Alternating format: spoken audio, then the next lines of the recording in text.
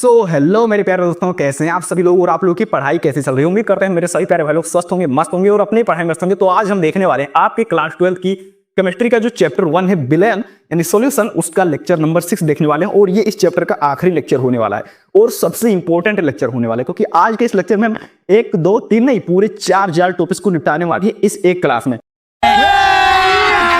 अभी मजा आएगा ना भिड़ो। ठीक है, तो इसलिए कॉपी कलम लेकर बैठ जाओ और जो है फोन को अगर इस तरह लिए हैं तो कहीं पर इस तरह रख दीजिए। ठीक है, इससे आप पूरी क्लास को अंत तक देख सकेंगे और यहाँ से नंबर बहुत ज्यादा मिलते हैं, क्योंकि पेपर में इन 4 टॉपिक्स में से एक ना एक टॉपिक आपको जरूर देखने को मिलेगा। यहाँ पर न्यूमेरिकल भी बहुत बनते हैं। ठीक है, तो बहुत ज्यादा इंपॉर्टेंट है आपकी चारों टॉपिक्स। ठीक है, और आज की इस एक क्लास में चारों हम निपटाने वाले हैं।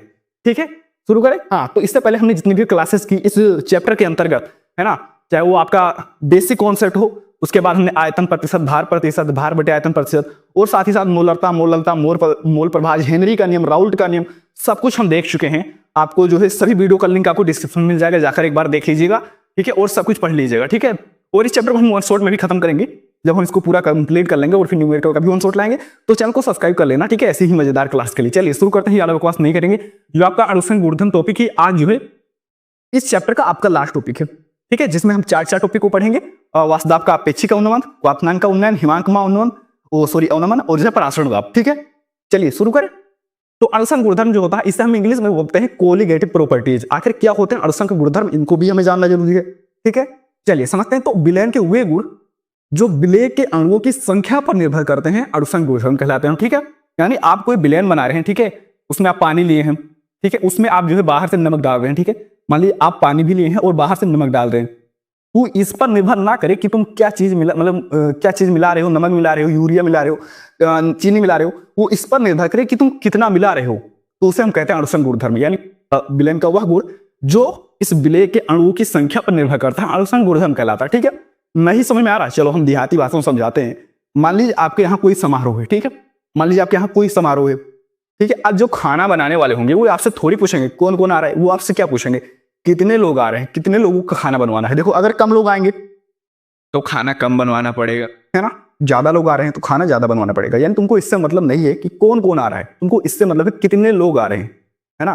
तो वही वह गुण, विलयन का वह गुण जो विलय के अणु की संख्या पर निर्भर करता है, उसकी प्रकृति पर नहीं, संख्या पर निर्भर करता है कितने अणु उसमें उपस्थित हैं, वो क्या कहलाता है, हमारा अणुसंघ गुणधर्म। और ये 4 तरह से होते हैं। पहला जो है आपका वासुदाब का अपेक्षिक अवनमन, ठीक है, यानी relative lowering in vapour pressure. दूसरा जो है आपका क्वाथनांक का उन्नयन यानी elevation in boiling point.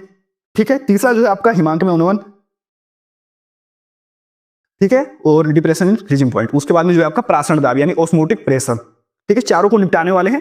Copy कलम लेकर बैठ जाओ। अब आपका जो असली युद्ध है यहाँ से शुरू होता है, क्योंकि जो है अणुसंघ गुणधर्म का परिभाषा आपसे नहीं पूछा जाएगा। अणुसंघ गुणधर्म का परिभाषा पूछा जाएगा तो यहाँ से आपके क्वेश्चन बनेंगे, यहाँ से आपके क्वेश्चन बनेंगे। ठीक है, और बहुत ज्यादा क्वेश्चन बनेंगे। ये आपसे नहीं पूछा जाएगा, ये मैंने समझाने के लिए बता दिया। क्वेश्चन यहाँ से बनेंगे, चाहे आपके थ्योरी वाले क्वेश्चन हो और चाहे आपके न्यूमेरिकल वाले। तो यहाँ से शुरू करते हैं, देखते हैं अपना सबसे पहला टॉपिक अणुसंघ गुणधर्म का, जो कि है वासुदाब का अपेक्षिक अवनमन। तो चलिए देखते हैं आखिर क्या होता है वासुदाब का अपेक्षिक अवनमन, जो कि आपका अणुसंघ गुणधर्म का पहला टॉपिक है। ठीक है, इंग्लिश में से बोलते हैं relative lowering in vapour pressure. और यहाँ पर जो अवनमन का मतलब है वो क्या है, कमी। अवनमन का मतलब क्या है, कमी। तो यहाँ पर अगर हम देखें कि हमारी भाषा में क्या बोल रहा है, तो ये बोल रहा है कि वासुदाब में कमी कब आती है। ये केमिस्ट्री की लैंग्वेज में लिखा हुआ कि वासुदाब का अपेक्षिक अवनमन, लेकिन अगर हम अपनी भाषा समझने की कोशिश करें तो यहाँ पर लिखा हुआ वासुदाब में कमी। ठीक है, यानी हमें बताना है वासुदाब में कमी कब आती है और कैसे आती है। चलिए समझते हैं। अभी यहाँ पर बहुत सारा आपको बवाल लिखा हुआ दिखाई दे रहा होगा, पर अगर मैं ऐसे आपको पढ़कर बता दूं तो नहीं समझ में आएगा ना। चलो मैं आपको जो है थोड़ा सा एग्जांपल के जरिए समझाता हूँ, थोड़ा सा आपको डायग्राम के जरिए एकदम प्रूव करके बताता हूँ। ठीक है, चलिए। तो यहाँ पर हमने क्या किया, एक बीकर ले लिया। ठीक है, यहां पर हमने क्या ले लिया, एक बीकर ले लिया। ठीक है, अरे अच्छा नहीं बना, कोई बात नहीं, थोड़ा सा अच्छा बना लेते हैं। एक हमने यहां पर ले लिया बीकर और इसमें हमने भर दिया जल। ठीक है, हमने इसमें भर दिया पानी, भर दिया। ठीक है, इसमें हमने भर दिया पानी। ठीक है, क्या भर दिया हमने, शुद्ध विलायक। पानी भर दिया, यानी कि पानी जो है यहाँ पर शुद्ध विलायक है। क्या है, विलायक है और शुद्ध विलायक है, क्योंकि इसमें हमने कुछ और नहीं मिलाया है, तो इसलिए यह क्या है, शुद्ध है। ठीक है, ये क्या है, शुद्ध विलायक। देखो यहां से समझते चलना, पूरा ध्यान से सुनना। अगले 5 मिनट के लिए लिखना बंद कर दो, जो यहाँ पर ध्यान दे दो, आपको पूरा समझ में आ जाएगा, ये आपको रटना नहीं पड़ेगा। ठीक है, यहाँ पर पानी क्या है, शुद्ध विलायक का काम कर रहा है। ठीक है, चलो समझ में आया। ठीक है, पानी शुद्ध विलायक का काम कर रहा है। ठीक है, चलो अगर हम इसको नीचे से हीट करें या इसको हम ताप दें, नीचे से हम इसको ताप दें तो क्या होगा, आप बताओ। नीचे से जब इसको ताप देंगे, आप बोलोगे भैया ये तो जो है उड़ने से शुरू हो जाएगा, है ना, उड़ना शुरू हो जाएगा। अच्छा उड़कर चला जाएगा क्या? चलो ऊपर से बंद कर देते हैं। ऊपर से हम क्या कर देते हैं? बंद। अब बताओ क्या होगा? आप बोलोगे भैया ये उड़कर जाएगा और यहाँ पर जो है पानी जो है वाष्प के रूप में इकट्ठा हो जाएगा। जैसे कि तुम लोग देखते नहीं हो अपने घर में, जब तुम्हारे घर में कोई भगोना होता है, कोई बर्तन होता है, उसके ऊपर ढक्कन रख देते हो, मतलब उसका रख देते हो ढक्कन, तो उसके बाद में तुम हटाकर देखते हो गर्म करने के बाद पानी वानी, तो उसमें उसकी छोटी छोटी बूंदें होती हैं, क्या कहलाती हैं? वाष्प होती हैं। ठीक है, तो इसी तरह पानी जा रहा है अच्छे से जो है ऊपर जो है यहाँ पर इसका वाष्प बन रहा है। ठीक है, और बहुत ज्यादा जब वाष्प बनने लगेगा तो क्या होगा बताओ? यहाँ पर क्या बन रहा है? वाष्प बन रहा है। बहुत ज्यादा जब वाष्प बनने लगेगा, ये इधर से जा रहा है और इधर से जो है यहाँ पर ये वाष्प में परिवर्तित हो रहा है। इसे हम कहते हैं इस प्रक्रिया को कहते हैं वाष्पन। ठीक है, वाष्प में परिवर्तित हो रहा है बढ़िया अच्छे से। ठीक है, ज्यादा इकट्ठा हो जाएगा तो जो है साम्यावस्था पर जो है दोनों बराबर हो जाएगा, मतलब इधर से ये जो हमारा वाष्प बन रहा है अब ये दोबारा जल में परिवर्तित होने लगेगा, है ना? दोबारा जो है हमारे किस में परिवर्तित होने लगेगा? जल में। तब इसे हम कहते हैं संघनन। ठीक है, तो हम इसे क्या कहते हैं? संघनन। ठीक है, और ये हमारे जो वाष्प साम्यावस्था पर जब ये दोनों बराबर हो जाते हैं तब यहाँ पर जो है एक दाब लगाता है, ये वाष्प जो है एक दाब लगाता है और इसी दाब को कहते हैं वाष्प दाब। इस दाब को क्या कहते हैं? वाष्प दाब कहते हैं। ठीक है, नहीं समझ में आया? चलो मैं फिर से बता देता हूं। ठीक है, हमने क्या लिया? एक बीकर ले लिया, बीकर में हमने डाला पानी यानी शुद्ध विलायक, पानी को हमने गर्म किया तो ये उड़ने लगा, या फिर किसी भी तरह से हमने हीट किया उसको ताप दिया। ठीक है, वो उड़ने लगा, उड़कर जा रहा था, मैंने ऊपर से बंद कर दिया तो यहाँ पर ये इकट्ठा हो जाएगा वाष्प के रूप में। ज्यादा इकट्ठा हो जाएगा तो फिर से जो है ये वाष्प से दोबारा ये पानी में परिवर्तित होने लगेगा और यहाँ पर इस पानी की सतह पर एक दाब लगाएगा, दाब लगाएगा, जिसे क्या कहते हैं? वाष्प दाब। यानी वाष्प के द्वारा लगाएंगे दाब को कहते हैं वाष्प दाब कहते हैं, है ना? वाष्प दाब लगाएगा, है ना? अब चलो हम एक और काम करते हैं। अब इसमें जो है हमने जो है इस बीकर में क्या लिया? इस बीकर में हमारा अच्छे से सिर्फ यहाँ पर क्या था? पानी ही था, सिर्फ क्या था? पानी, यानी शुद्ध विलायक था। ठीक है, यहां पर मैंने क्या किया? यहां पर मैंने पानी भी ले लिया। ठीक है, यहां पर मैंने क्या लिया? पानी ले लिया और ऊपर से इसमें हमने क्या डाल दिया? नमक। और ऊपर से हमने क्या डाल दिया? इसमें नमक। ठीक है, हमने ऊपर से इसमें नमक के कण भी डाल दिए। क्या डाल दिया हमने? नमक। ठीक है, नमक डाल दिया। एक सेकंड मैं इसको लिख देता हूं कि ये क्या डाला हमने। ये हमारा जल यानी पानी है। ठीक है, जल है। ठीक है, और उसके बाद में ये जो नमक है यहाँ पर वो है ठोस आवासशील विलेय है। इसमें क्या किया हमने? ठोस आवासशील विलेय मिला दिया। ठोस आवासशील विलेय क्या होता है? चलिए इसको भी बता देते हैं। ठीक है, देखो आवासशील मतलब क्या होता है कि जो वाष्प में परिवर्तित ना हो। जैसे तुम अगर नमक रख दोगे एक बोरी, तुम सुबह उठकर देखोगे वो वैसे का नमक पड़ा रहेगा, है ना? चाहे उसको जितना भी ताप दो उड़ेगा नहीं वो। लेकिन अगर तुम पानी छोड़ दो और उसको ताप दोगे धीरे धीरे उड़ जाएगा। तो हमारा जो नमक होगा, नमक जो हमारा ठोस आवासशील विलेय होगा, इसको हम ताप देंगे तो ये उड़ेगा नहीं। ठीक है, अगर हम नीचे से यहाँ पर अब जो है ताप देना शुरू करेंगे, सिर्फ अकेला पानी था, गर्म कर रहे थे, अच्छे से वाष्प बन रहा था और वाष्प दाब साम्यावस्था पर वाष्प दाब भी अच्छा आ रहा था। ठीक है, अब हम इसमें क्या करेंगे? इसमें हमने मिला दिया नमक। ठीक है, अब जो है पानी तो उड़ेगा, पानी तो उड़ेगा और लेकिन नमक नहीं उड़ेगा। और नमक क्या है? क्योंकि आवासशील है तो ये उड़ेगा नहीं, ये वाष्प में परिवर्तित नहीं होगा। सिर्फ यहाँ पर क्या वाष्प में परिवर्तित होगा? सिर्फ ये पानी इकट्ठा होगा। ठीक है, तो क्या सर ये नमक नहीं इकट्ठा होगा? नमक नहीं इकट्ठा होगा और ये जो है मतलब कि ये ठोस आवासशील है यानी ये वाष्प में परिवर्तित नहीं होता है, तो इसलिए ये नहीं परिवर्तित होगा वाष्प में। और ये खुद नहीं परिवर्तित होगा और पानी को भी कहेगा कि तुम भी वाष्प में मत बदलो, कि तुम भी वाष्प में मत बदलो, तुम भी मत उड़ो। तब मतलब तब यहाँ पर जो वाष्प बनेगा बहुत कम वाष्प दाब बनेगा, बहुत कम वाष्प बनेगा। ठीक है, पहले जितना बन रहा था उतना नहीं बनेगा, बहुत कम बनेगा।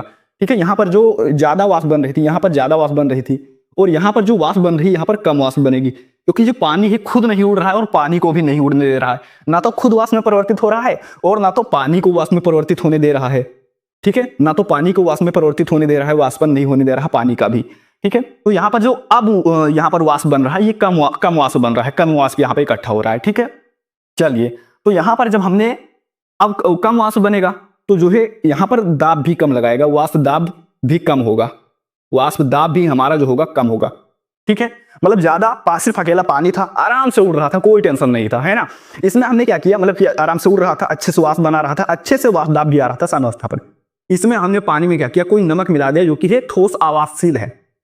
अब नमक मिला दिया तो नमक जो है ना तो खुद वाष्प में परिवर्तित होगा, ना तो पानी को वाष्प में परिवर्तित होने देगा, पर थोड़ा बहुत वाष्पित होगा पानी। ठीक है, यानी तो पहले जितना वाष्प बन रहा था उतना वाष्प नहीं बनेगा, कम वाष्प बनेगा। अगर कम वाष्प बनेगा तो वाष्प दाब भी कम होगा, वो जो है वाष्प जो है इस सतह पर वाष्प दाब भी, उसका जो वाष्प दाब होगा वो भी कम होगा, कम दाब लगाएगा, वाष्प दाब कम होगा। इसी को कहते हैं वाष्प दाब का अपेक्षिक अवनमन। यानी जब हम किसी विलायक में क्या करते हैं? कोई ठोस आवासशील विलेय मिला देते हैं। किसी विलायक, ये हमारा विलायक है जल, इसमें हम कोई ठोस आवासशील विलेय, नमक, शर्करा, चीनी, ये सब क्या है? आवासशील विलेय है, इनको मिला देते हैं तो क्या होता है? हमारा जो वाष्प दाब होता है ये हमारा कम हो जाता है और इसी को कहते हैं वाष्प दाब का आपेक्षिक अवनमन यानी वासदाब में कमी। तो हमने शुरुआत में आपको बताया था इसका मतलब होता है वासदाब का आपेक्षिक अवनमन, यानी कहने का मतलब है वासदाब में कमी कब आती है। अब तो आप बता दोगे ना कि जब कोई विलायक होता है उस विलायक में कोई आवासशील विलेय मिला देते हैं तो जो है उसका वासदाब जो है कम हो जाता है ना। और यही बात तो यहां पर मैंने लिख रखा था, अगर मैं डायरेक्ट बोलकर बता देता तो शायद आपको समझ में नहीं आता।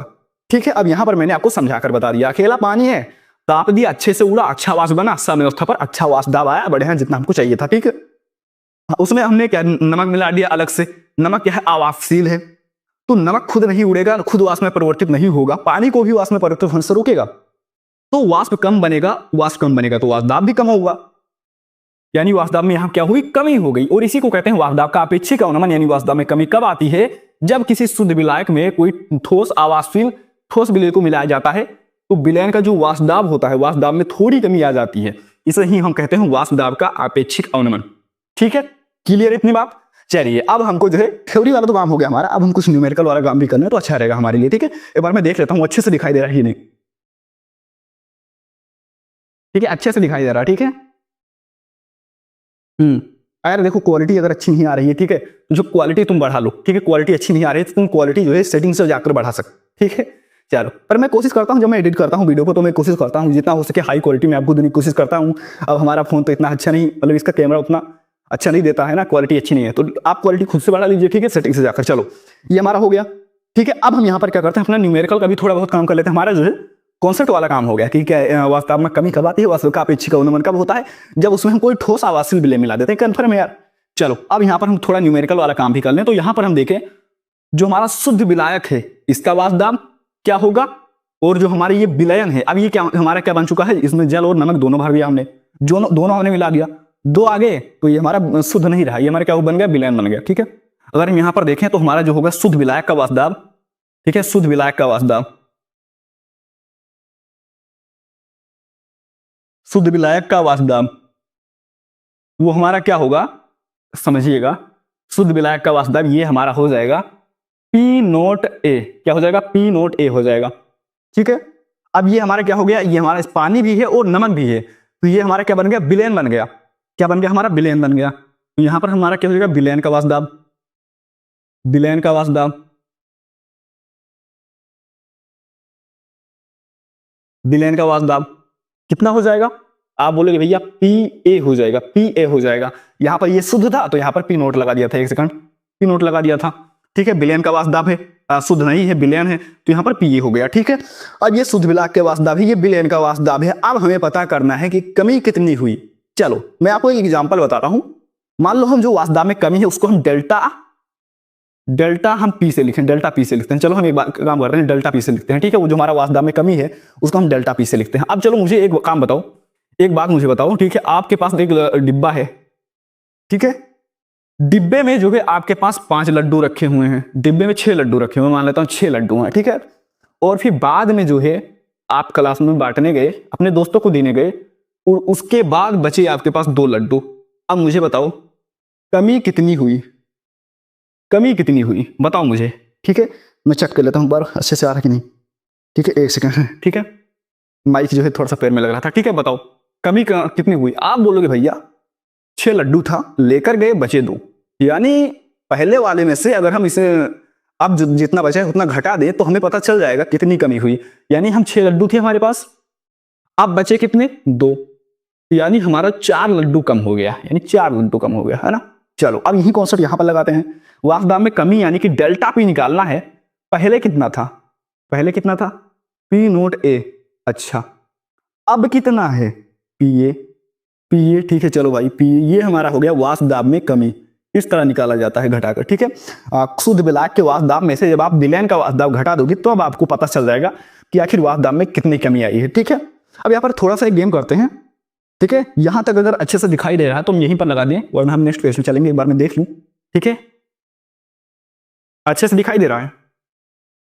चलो, मैं यहीं पर लिखने की कोशिश करता हूं। देखो, अगर हम देखें यहां पर किसकी बात करें, अगर यहां हम पी टोटल की बात करें, ठीक है, यहां पर हम क्या करें, पी टोटल की बात करें, यानी ये जो हमारा है विलयन, एक सेकंड, जो विलयन का वासदाब होगा पीटी होगा भाई, पीटी होगा, ये हमारा क्या होगा, पीटी होगा। ठीक है, विलयन का वासदाब पीटी होगा। ठीक है, मैंने गलती से लिख दिया, सॉरी भाई। ठीक है, गलती से लिख दिया मैंने, विलयन का जो वासदाब होगा पीटी होगा, यानी ये दोनों का वास्तव है ना, दोनों को मिलाकर है जल और जो है नमक को, दोनों को, तो पीटी होगा। तो अगर मैं यहाँ पर पीटी देखें क्या है, पीटी क्या है, अगर मैं यहाँ पर बात करूँ पीटी क्या है, यहाँ पर मैं लिख देता हूँ पीटी क्या है, पीटी क्या है, पीटी क्या है। तो आप बताओगे पीटी जो है ये विलेय का वाष्प और जो है विलायक का वाष्प मिलाकर है ना, पीए और पीबी को मिलाकर है, विलायक का वाष्प और विलेय का वाष्प मिलाकर है। अच्छा, अब यहाँ पर मैं तुमसे कह रहा हूँ कि विलेय तो वाष्प में परिवर्तित ही नहीं हुआ, यानी ये विलेय जो है नमक, ये तो वाष्प में परिवर्तित ही नहीं हुआ, तो इसका वाष्प दाब काहे का, इसको हटाओ, इसको हटाओ, ये क्या हो गया, जीरो हो गया। यानी नमक तो वाष्प में परिवर्तित ही नहीं हुआ, वो तो और भी कम कर रहा था, है ना, तो उसको हम जीरो मान लिया। यानी हमारा पीटी बराबर किसका है, जो हमारा कुल विलायक है, कुल विलयन का वाष्प दाब किसके बराबर होगा, उस शुद्ध विलायक के वाष्प दाब के बराबर होगा। ठीक है, तो कहीं अगर तुमको पी टोटल के स्थान पर पीए दिखाई दे तो कंफ्यूज मत होना। ठीक है, तो कंफ्यूज मत होना। ठीक है, क्या करना, तो क्या करना, देखो पीटी बराबर क्या हो जाएगा। अब तुमको पता है राउल्ट के नियम में मैंने तुमको एक सूत्र बताया था, पीए बराबर पी नोट ए एक्स ए, है ना, पी नोट ए एक्स ए, पी नोट ए इंटू में एक्स ए, ये बताया था। और तुमको एक और बात पता है, एक्स ए और एक्स बी मिला, एक्स ए प्लस एक्स बी दिखाई नहीं दे रहा है, यहाँ पर लिख देता हूँ। ठीक है, इसको मैं मिटा देता हूँ। ठीक है, एक और बात पता तुमको, एक्स ए और जो है एक्स बी मिलाकर एक होता है। तो यहाँ पर अगर हम एक्स ए निकालें, एक्स ए निकालें तो हमारा क्या हो जाएगा, 1 minus x b, 1 minus x b हो जाएगा, है ना। चलो, तो पी टोटल हमारा क्या हो जाएगा, पी नोट ए इंटू में 1 माइनस एक्स बी। ठीक है, दिखाई दे रहा है।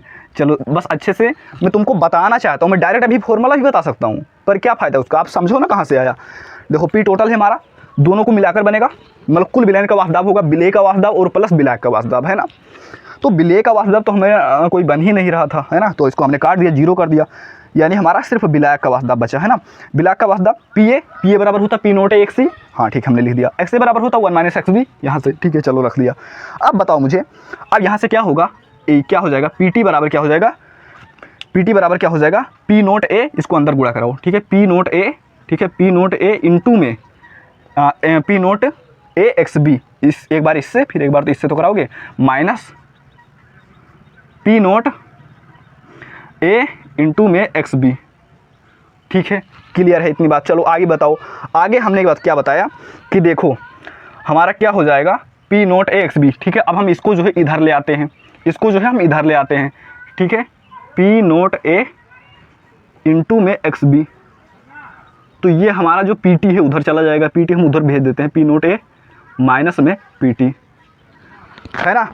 अब यही तो हमारा गेम था, हमने क्या बताया था, पी नोट ए माइनस पी टी बराबर क्या होता है, कहाँ पर हमने निकाला था, ये देखो अभी मैंने यहाँ पर निकाला था यार, ये हाँ, ये निकाला तो हुआ है, पी नोट ए माइनस पी टी बराबर क्या होता है, हिमांक में, सॉरी वाष्प दाब में कमी, है ना, वाष्प दाब में कमी, डेल्टा पी बराबर होता है, डेल्टा पी बराबर क्या होता है, पी नोट ए इंटू में सॉरी माइनस पी टी, है ना। तो इसके स्थान पर हम डेल्टा पी लिख सकते हैं, हम इसके स्थान पर डेल्टा पी लिख सकते हैं, यानी हमारा जो डेल्टा पी होगा, डेल्टा पी बराबर क्या हो जाएगा, अब हमारा डेल्टा पी बराबर क्या हो जाएगा, पी नोट ए इंटू में एक्स बी, पी नोट ए इंटू में क्या हो जाएगा, एक्स बी, इसको हम एच आई बी भी बोलते हैं, चाई भी बोलते हैं एक्स को। ठीक है, इसका मतलब होता है मोलस। ठीक है, समझ में आया।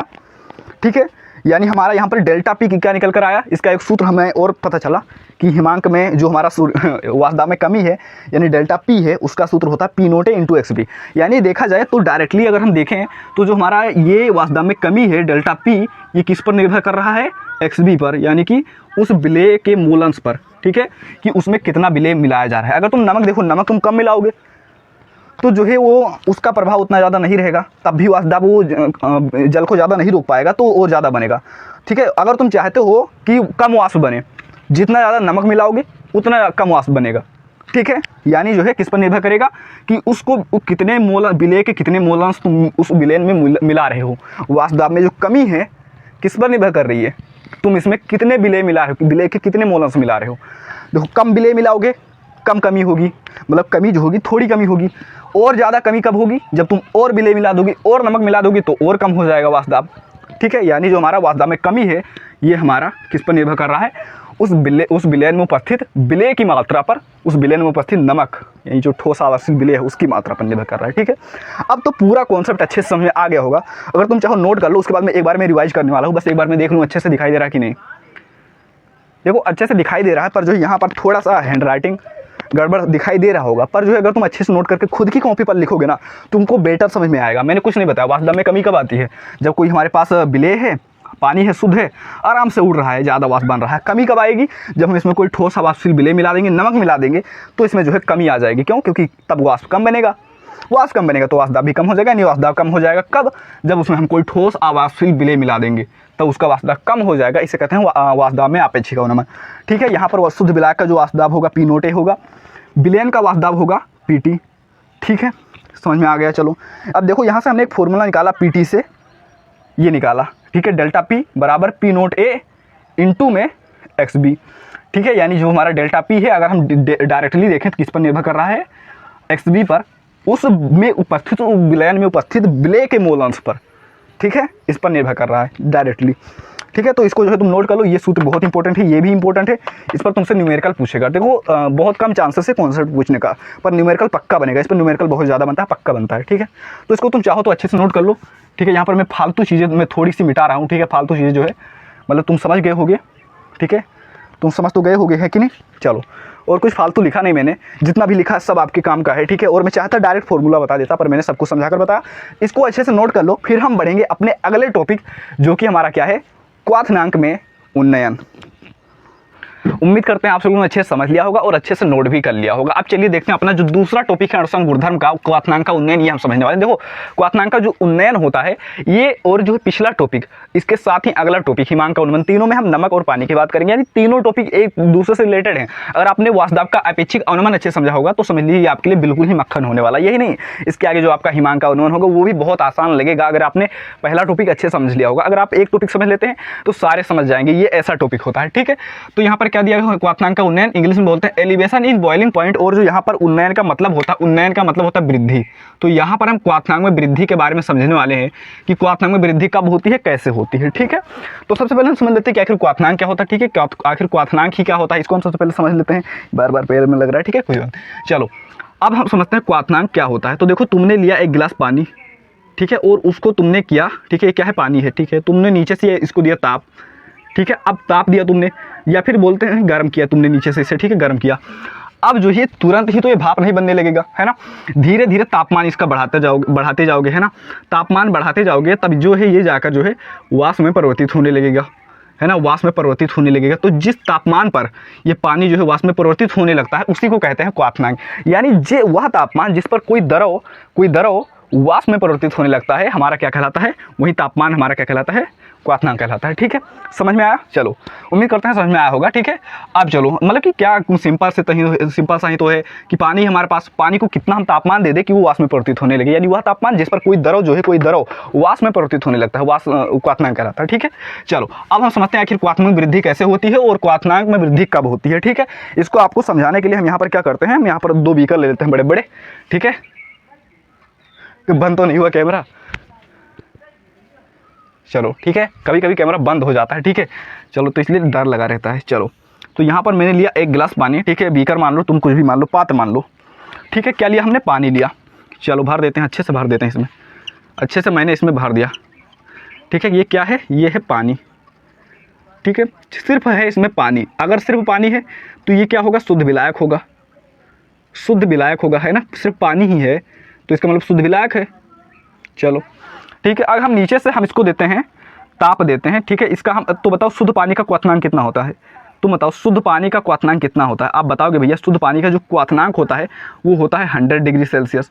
यानी 100 डिग्री सेल्सियस अगर हम इसको तापमान दे दें, 100 डिग्री सेल्सियस अगर हम इसको तापमान दे दें, तब ये जो है जो हमारा पानी है ये वाष्प बनने लगेगा, है ना। 100 डिग्री सेल्सियस पर ये जो हमारा पानी है ये हमारा वाष्प में परिवर्तित होने लगेगा। ठीक है, बढ़िया है। ठीक है, पानी वाष्प में बन जाएगा, मतलब वाष्प में बदल जाएगा। ठीक है, अब जो है एक काम करते हैं, दोबारा से हम एक पात्र लेते हैं और इसमें हम इस बार क्या करते हैं, इसमें इस बार हमने पानी भी लिया है। ठीक है, इसमें इस बार हमने पानी भर लिया है। ठीक है, पर इसमें हम कुछ अब अलग करने वाले हैं। इसमें इसमें हमने लिया पानी। अगर देखो, अगर सिर्फ पानी होता, ठीक है, तो यहाँ पर तुम जो 100 डिग्री सेल्सियस तापमान देते और फुर्र ये उड़ जाता, है कि नहीं, सिंपल सा। पर इस बार हमने क्या किया, इस बार हमने इस पानी में जो है, इस पानी में हमने जो है साथ ही साथ इसमें हम पानी के साथ साथ हमने इसमें नमक मिला दिया, नमक भी मिला दिया। ठीक है, नमक क्या है, नमक जो है ये है आवासशील है, आवासशील है।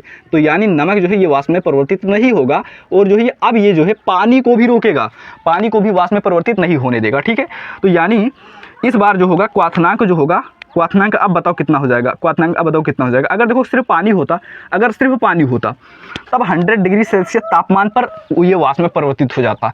लेकिन अब देखो अब नमक भी आ गया है, तो यानी अब हमको तापमान ज़्यादा देना पड़ेगा। ज़्यादा क्यों देना पड़ेगा, क्योंकि ये वाष्प आवासशील है, ये वाष्प में परिवर्तित नहीं होगा और पानी को भी नहीं होने देगा। तो अब हमें इसको वाष्प में परिवर्तित करने के लिए और भी तापमान देना पड़ेगा, यानी 100 डिग्री सेल्सियस से ज़्यादा तापमान देना पड़ेगा, है कि नहीं, 100 डिग्री सेल्सियस से ज़्यादा तापमान देना पड़ेगा। तो यहाँ पर देखो पहले कितना क्वाथनांक था 100 डिग्री सेल्सियस, अब कितना हुआ 100 डिग्री सेल्सियस से ज़्यादा हो गया। ठीक है, तो यहाँ पर क्या हुआ, क्वाथनांक में वृद्धि हो गई। ये तो आपका टॉपिक है। ठीक है, कि क्वाथनांक में वृद्धि क्या होती है, जब उसमें कोई हम आवासशील ठोस विलय मिला देते हैं, यानी नमक हमने मिला दिया। ठीक है, इसमें हमने नमक मिला दिया। तो अब जो है, अब इसको हमें वाष्प में परिवर्तित करने के लिए क्या करना होगा, इसका जो है तापमान बढ़ाना होगा। ठीक है, तब जाकर ये वाष्प में परिवर्तित होगा। ठीक है, तो यहाँ पर क्या होगा, हमारी क्वाथनांक में वृद्धि हो जाएगी। ठीक है, पहले हमारा 100 डिग्री सेल्सियस पर काम हो जा रहा था। क्यों हो जा रहा था, क्योंकि अकेला पानी था, शुद्ध विलायक था, अकेला पानी ही था, तो हमारा जो है आराम से उड़ जा रहा था। 100 डिग्री सेल्सियस जो है इसका क्वाथनांक होता है, आराम से वाष्प में परिवर्तित हो गया। लेकिन अब इस बार हमने इसमें नमक भी मिला दिया। अब नमक जो है ना तो खुद वाष्प में परिवर्तित होगा, ना तो पानी को वाष्प में परिवर्तित होने देगा, है ना। तो नमक अब हम इसको जब वाष्प में परिवर्तित करना चाहेंगे तो हमें और भी तापमान देना पड़ेगा, है ना, और भी तापमान, यानी 100 डिग्री सेल्सियस से ज़्यादा तापमान देना पड़ेगा। तो यहाँ पर जो हमारा क्वाथनांक है, यहाँ पर क्या हुआ, हमारा बढ़ गया। ठीक है, और यही कहलाता हमारा क्वाथनांक का उन्नयन। क्वाथनांक बढ़ा मतलब क्वाथनांक में वृद्धि हुई, वृद्धि मतलब उन्नयन। ठीक है, चलो अब हम यहाँ पर एक काम करते हैं। ठीक है, अब मुझे बताओ। ठीक है, यहाँ पर अब हमारा कॉन्सेप्ट वाला पूरा काम अच्छे से हो गया है। यहाँ पर थोड़ा न्यूमेरिकल वाला काम कर लेते हैं ना, न्यूमेरिकल वाला काम कर लेते हैं, गर्मी बहुत ज़्यादा है। ठीक है, चलो अब मुझे बताओ, शुद्ध पानी है, ठीक है, शुद्ध विलायक है, ठीक है, शुद्ध विलायक है, ठीक है, शुद्ध विलायक का क्वाथनांक कितना होगा, शुद्ध विलायक का क्वाथनांक, शुद्ध विलायक का क्वाथनांक कितना होगा, आप बताओगे भैया। शुद्ध है तो ये हमारा क्या हो जाएगा, ये टी नॉट बॉइलिंग पॉइंट यानी बी। ठीक है, चलो अब यहाँ पर इसमें पानी है और नमक भी है, तो यानी ये हमारा क्या हो गया, विलयन हो गया, यानी हमारा ये क्या है, विलयन हो गया। अब ये हमारा शुद्ध नहीं रहा, हमारा क्या बन गया, विलयन हो गया। ठीक है, तो यहाँ पर हम लिखेंगे विलयन का वाष्प, सॉरी विलयन का क्वाथनांक, विलयन का क्वाथनांक यहाँ तक तो दिखाई दे रहा होगा, है ना, विलयन का क्वाथनांक। ठीक है, तो विलयन का क्वाथनांक कितना हो जाएगा, अब ये शुद्ध नहीं रहा तो ये हमारा हो जाएगा टीबी। ठीक है, चलो अब मुझे बताओ, अगर हम क्वाथनांक में जो वृद्धि हुई उसको हम डेल्टा किससे लिखें, उसको हम डेल्टा टीबी से लिखें, तो बताओ कितनी वृद्धि हुई। इस बार जो है वृद्धि हुई है ना। तो अब हम इस बार दूसरा एग्जाम्पल लेते हैं। इस बार आपने लिया 2 लड्डू। ठीक है, पहले तुम्हारे पास था 2 लड्डू। ठीक है, एक जादूगर के पास ले गए वो डब्बा, उसने क्या कहा कि मैं इस को मैं 6 लड्डू बना देता हूँ। कितने लड्डू बना देता हूँ, 6 लड्डू बना देता हूँ। चलो उसने कितने कर दिया, 2 से उसने 6 लड्डू कर दिए। ठीक है, अब मैं तुमसे यही तो पूछ रहा हूँ कि कितने लड्डू उसने बढ़ा दिए। आप बोलोगे भैया अब कितने कर दिए उसने, 6, पहले कितने था 2, तो यानी उसने 4 लड्डू जो है बढ़ा दिए, है ना। तो यहाँ पर हम वृद्धि निकाल रहे हैं, तो अब कितना हो गया, अब कितना हो गया टीबी, पहले कितना था टी नोट बी, है ना। तो ये हमारा निकल कर आ गया क्वाथनांक में वृद्धि। क्या हमारा इससे काम हो जाएगा, सिर्फ इसी फॉर्मूले से काम हो जाएगा, नहीं। अब हमें कुछ और भी फॉर्मूले निकालने होंगे ताकि हमें न्यूमेरिकल लगाने में कोई दिक्कत ना हो। ठीक है, बस 1-2 फॉर्मूला और निकाल